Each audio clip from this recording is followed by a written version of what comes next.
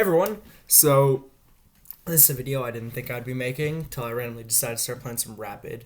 And I'd like to say the reason that my Blitz and Rapid ratings are so different is that normally my Blitz is like 1850, but I've been on a massive tilt. When my Rapid, when I'm able to like think and have enough time to realize when I'm about to do something really dumb, I can play better. So this is my first time back at 2100 in like 8 months because I don't play that much Rapid. And I think it's a really instructive game, at least with the King's Indian defense, against a almost 2100 level player from Russia. So let's go. We get knight f3, knight f6, copycat ready. He can go here for the King's Indian, or he can go for something being transposed into d4. He chooses option 2, so I go for a King's Indian. Very solid opening. He takes space, I develop my bishop. He takes more space, I castle. Takes even more space. Looks scary, but this is all theory. So I go here, looking to push e5. Bishop here, main line. I push e5. He, make no mistakes, he cannot take because I will win that pawn back through a line that I might demonstrate some other time. Castles, I put my knight here, put more pressure, getting ready to take. He pushes, I put my knight back, ready to rotate my knight.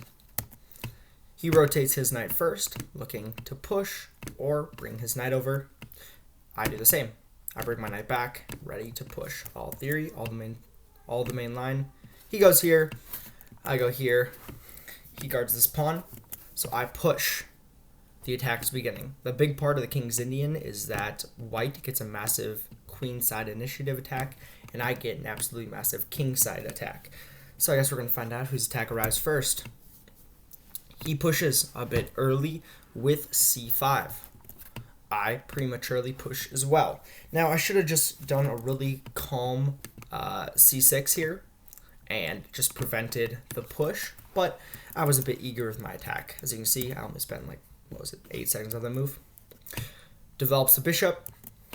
I fling more pawns forward in my attack. He stops me from going here, so I get my knight here. Ready to rotate. Puts his rook in, bringing more pieces into the attack, getting ready to take here. I take back, and then he gets the open file.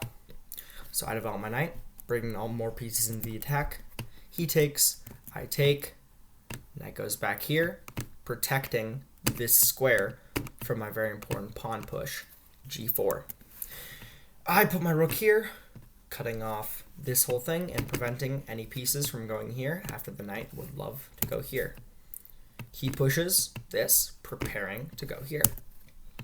So I put my knight here. We're pretty similar on time at this point because this is all theory that I understand. Puts his knight there. I bring my bishop back. Guard this. He puts his bishop here, attacking this, and I bring my rook over, looking to again attack. He brings his rook down, looking to maybe double. Definitely just guarding, keeping a really nice firm control on the third file, or on the third rank.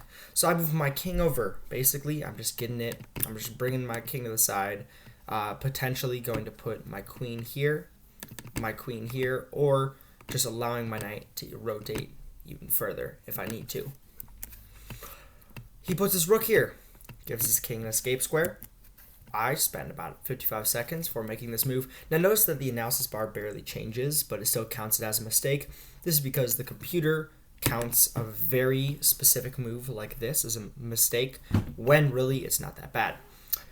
It's a mistake for a computer, not a mistake for a human. I am guarding this pawn so my queen can move around, and so I can prepare this. He finds the only good move. Doubling up pieces, getting ready to bring something down. I find the best move. Putting pressure on his knight. He makes a blunder. Blunder, looking to fork, but doesn't really work. Now, I should have just taken. When the rook takes, then I should have taken here, and I would have had a very, very pleasant position. However, I thought I could pin and be tricky. He thought he could be tricky as well. So I take the knight. He takes, I take, he takes, and I put my queen here. When instead, what I should have done was put my rook on the file and controlled it, and then gone here. So that's my bad. Queen goes here, putting pressure, making sure that if my queen ever moves, he takes my knight. Very tricky move, so I get my knight out of danger. Looking to put more pressure here. He brings his rook over, doubling up, full control over the file. I push. He takes, I take, he goes here. I make a really tricky move here. So I know it says inaccuracy, but I really like this move when I went and calculated it, because as you can see, I spent quite a bit of time on these past couple moves because my time's just completely gone down. Now, why I like this move is because obviously if he takes, I get a massive freaking attack coming down on the file, and I'm going to definitely get something really, really pleasant. But he does not take my knight. He instead finds the best move, which is to simply attack this pawn. So I put my knight here. I threaten this with check. He misses it. Goes back. Now the game's anyone's game. I take, he takes, and I take a pawn. Pretty pleasant position. He doubles his queen up, looking to attack here. So I sacrifice my rook. Yeah, I can't do it in the way Gotham does, but I sacrifice my rook. Looking for ideas of if he takes, I take. I have a very pleasant attack coming. I get the computer says it's bad, but I like it. He blunders spade 1. And that is how I got to 2100. It's a fascinating game. I had two really tricky ideas with knight h5 and then my rook sack on g4.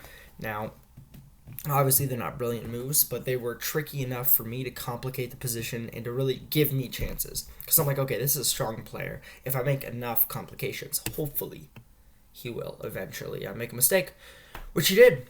So, yeah, I hope you enjoy that game analysis. And actually, where am I in the world right now? I am number 4,800 in the world. Not too shabby. All right, everyone. Have a good one.